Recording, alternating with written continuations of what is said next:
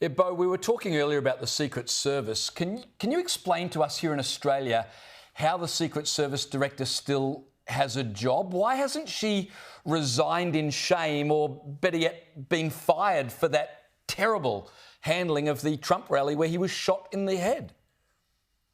Well, let's look at it this way, James. You have all of these bureaucrats in Washington, D.C., which is what Donald Trump has shed a light on.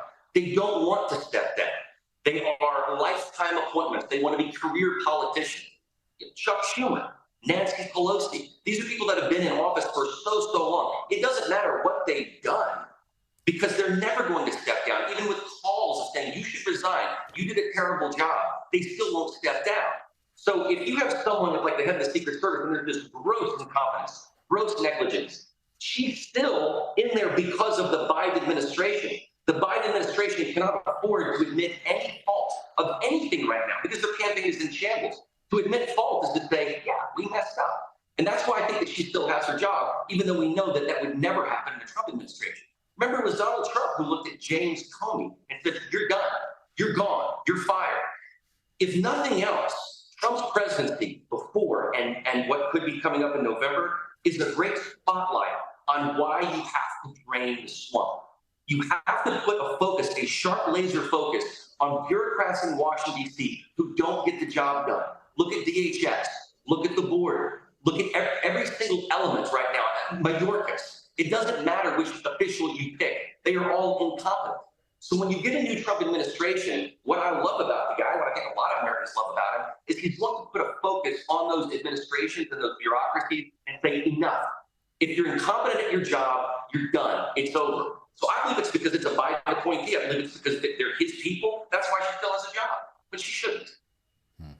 Yeah, absolutely. You're spot on there. Yeah. Now, before we let you go, Beau, JD Vance has, as we know, been named as Trump's running mate, and it looks like he's really salivating at the chance to debate his opposition number, Kamala Harris. Here is JD Vance speaking earlier. Kamala Harris said something to the effect that I have no loyalty to this country.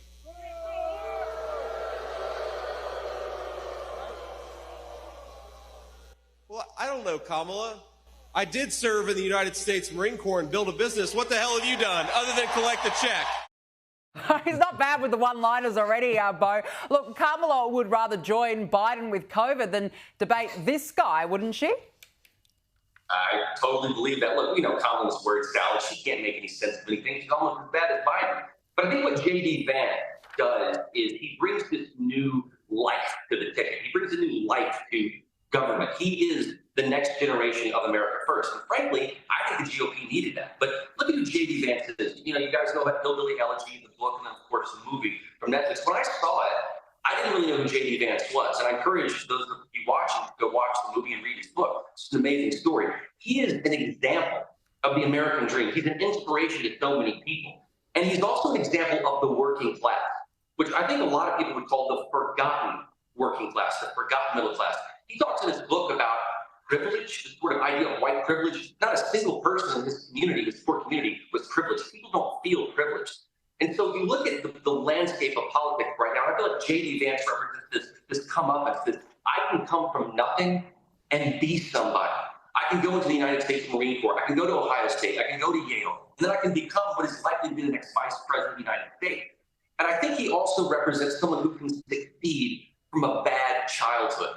And I think it's important for a lot of reasons. You notice that in the speech at the RNC, he acknowledged his mother, who was 10 years sober from addiction. Yeah.